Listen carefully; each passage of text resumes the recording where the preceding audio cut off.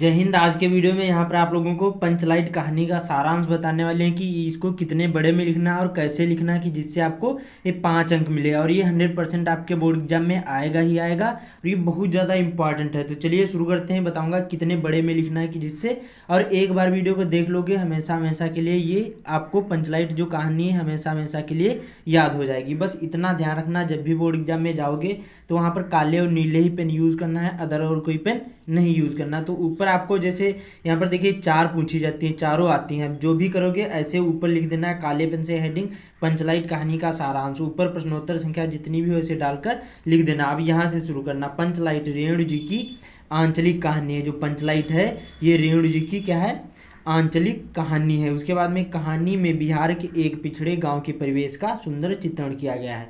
यह जो पंचलाइट कहानी, यह एक बिहार के एक छोटा सा पिछड़ा गांव होगा, उसी के बारे में यहाँ पर सुंदर चित्रण किया गया है। ठीक है, अब देखिए अब यहाँ से शुरू करना, इतना आपको याद कर लेना, बाकी आपको याद नहीं करना है, केवल समझना है।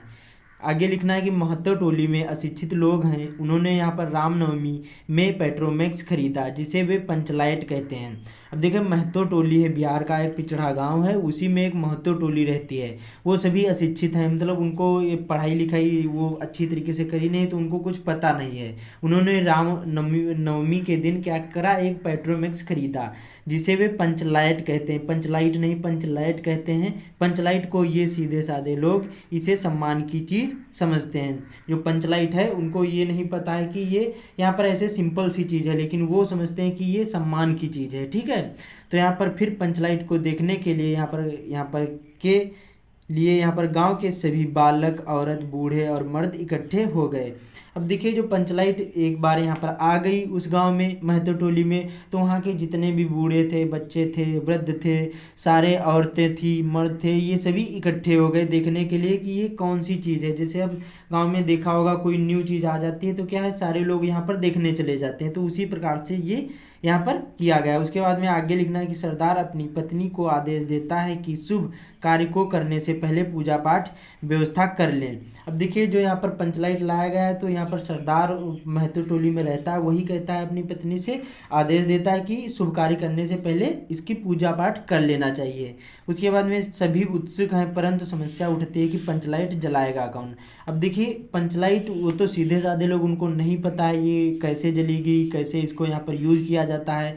तो यहाँ पर इस प्रकार से उनको ये अब बहुत समस्या उठती है कि ये पंचलाइट जलाएगा कौन। तो सीधे साधे लोग पेट्रोमैक्स को जलाना भी नहीं जानते हैं। अब यहाँ से शुरू होता मेन चीज़। तो इस टोली में यहाँ पर गोधन नाम का युवक है, जो यही जो गांव है महतो टोली है, इसी में एक गोधन नाम का युवक है। वह गांव के यहाँ पर मुन्नी से क्या प्रेम करता है। मुन्नी की माँ ने यहाँ पर पंचों से गोधन को जात से निकलवा देती है, क्योंकि यहाँ पर यहाँ पर गोधन जो था ये मुन्नी से प्रेम करता था। तो यहाँ पर ये बात उसकी यहाँ पर मुन्नी की माता को पता चलती है। तो यहाँ पर वो जो पंच थे गाँव के, उसी को यहाँ पर क्या कर देते हैं, उनसे कहकर गोधन को जात से यहाँ पर निकलवा देती है, मतलब यहाँ पर गांव से बाहर करवा देती है। उसके बाद में यहाँ पर आगे लिखना है कि मुन्नी को पता है कि गोधन पंचलाइट जला सकता है। अब मुन्नी को केवल पता है कि जो पंचलाइट है केवल वही गांव में वही जला सकता है, बाकी और कोई भी पंचलाइट नहीं जला सकते हैं। तो वह चतुराई से पंचों को यह बात बता देती है। अब पंच क्या करेंगे, पंच गोधन को पुनः जात में ले लेते हैं, वह पंचलाइट जला देता है। मुन्नी की माँ गुलरी काकी प्रसन्न होकर गोधन को क्या कर देती है, शाम के भोजन का निमंत्रण देती है। पंच भी गोधन को कह देते हैं कि तुम्हारा साथ खून माफ खूब गाओ सलीमा का गाना। अब देखिए जो पंच यहाँ पर गोधन था, ये क्या है, ये बार बार यहाँ पर देखिए जब मुन्नी के यहाँ पर घर के सामने से निकलता था तो ये गाना गाता था कि तुम्हारा साथ खून माफ यहाँ पर खूब गाओ सलीमा का गाना, वो सलीमा का गाना गाता था।